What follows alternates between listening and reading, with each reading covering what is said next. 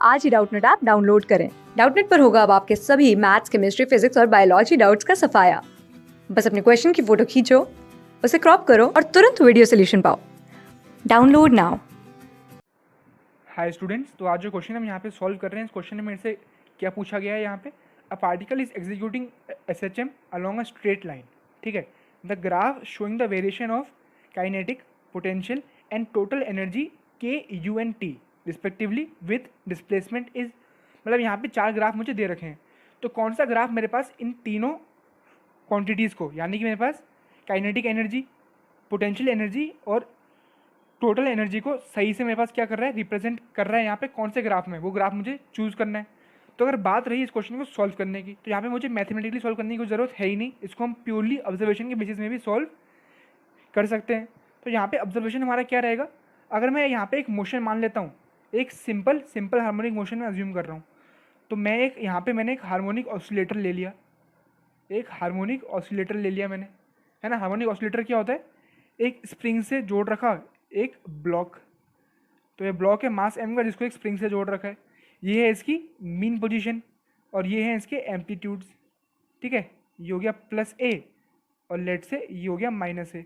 तो यहाँ पे मेरे पास क्या हो रहा है, मेरे पास हो रहे हैं ऑसिलेशंस हो रहे हैं यहाँ पे, SHM मेरे पास हो रहा है यहाँ पे इस सिंपल हार्मोनिक ऑसिलेटर का, जहाँ पे a इसका है एम्पलीट्यूड और अभी ये प्लेस कर रखा है मैंने इसके मीन पोजीशन पे।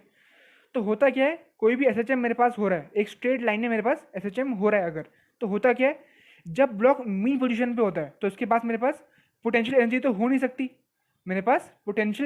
नहीं सकती, क्योंकि स्प्रिंग स्ट्रेच्ड है ही नहीं, ना तो स्ट्रेच्ड है ना तो कंप्रेस्ड है, तो पोटेंशियल एनर्जी मीन पोजीशन पे नहीं हो सकती। यानी कि x इज इक्वल टू 0 पे मेरे पास u क्या होना चाहिए, 0, पहली बात। अब मैं आ जाता हूँ एक्सट्रीम पोजीशन पे, यानी +a और -a पे। तो एक्सट्रीम पे क्या होगा, काइनेटिक एनर्जी क्या होगी, 0। तो काइनेटिक एनर्जी मेरे पास होगी 0 एट एक्सट्रीम्स, जहाँ पे x होगा +-a, यानी कि मेरे पास k क्या हो जाएगा यहाँ पे 0। तो बेसिकली मेरे पास एक्सट्रीम पे ओनली पोटेंशियल एनर्जी होती है और मेरे पास मीन पे ओनली काइनेटिक एनर्जी होती है। तो बेसिकली ये तो मैंने यहाँ पे सिंपल ऑब्जर्वेशन से कंक्लूड कर लिया है। तो अगर मैं इस क्वेश्चन की बात करूँ इसको सॉल्व करने की, तो मुझे यहाँ पे एक ऐसा ऑप्शन ढूंढना है जो कि क्या है, x इज इक्वल टू 0 पे मुझे u इज इक्वल टू 0 यहाँ पे मिल जाए और मुझे x is equal to maximum पे काइनेटिक एनर्जी क्या मिल जाए, 0 मिल जाए मुझे। तो मुझे ऐसा ग्राफ यहाँ पे चूज़ करना है। और इसके बाद मेरे पास एक और फैक्ट यहाँ पे, वो है मेरे पास कंजर्वेशन ऑफ मैकेनिकल एनर्जी, मतलब जो मेरे पास टोटल एनर्जी यहाँ पे रहेगी, मेरे पास सिस्टम की जो मेरे पास टोटल एनर्जी रहेगी वो हमेशा क्या रहेगी, कांस्टेंट। तो ये तो है एक कांस्टेंट वैल्यू।